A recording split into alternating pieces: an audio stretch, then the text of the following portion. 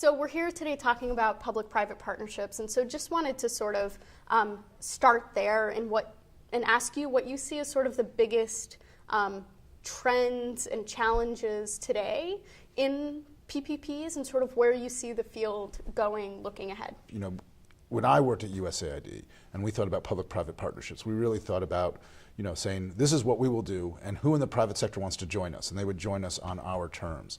And I think more and more there's an understanding that if you want a public-private partnership to succeed, it has to be much more of a bottom-up enterprise. It has to be an effort that recognizes what the private sector is doing in a country, what the international private sector would like to do there, and how on the margins a development agency or a government agency can make that effort more effective and more successful and more inclusive and more developmental.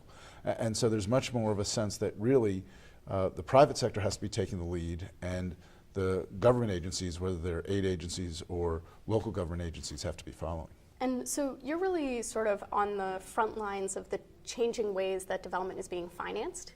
And I think especially as we look ahead, the conference in Addis in July will really look at how we're going to finance the Sustainable Development Goals and the post-2015 development agenda, and how development will really be done looking ahead.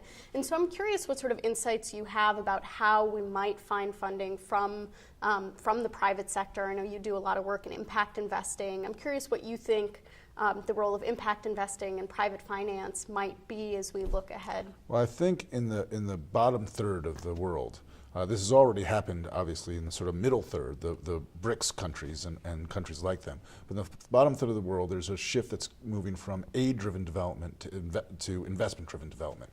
And so more and more, if you're trying to address the developmental and the social problems and the environmental problems in those countries, you have to look at investment solutions that bring in capital from overseas, from international investors that help mobilize capital at home, and that have sustainability built into the design of the project, so that you are providing a service, you're generating fees, and you're creating revenue streams that can sustain the project for the long term.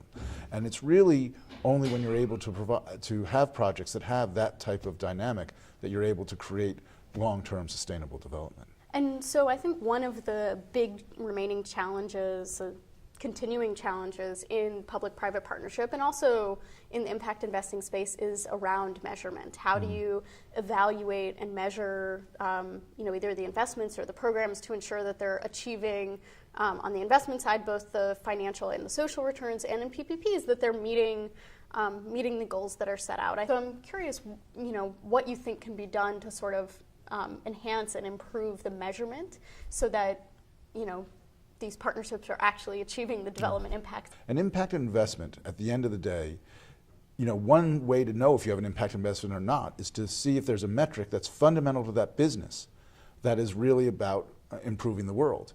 And if that's the case, that business is going to be measuring that metric because it's how they do a better job at their business.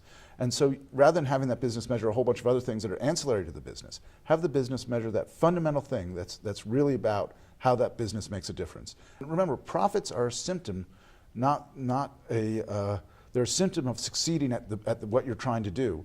And if what you're trying to do is provide a service that's valuable socially or environmentally or developmentally, ultimately those profits will come. But as the business person, I want to know if I'm achieving that goal.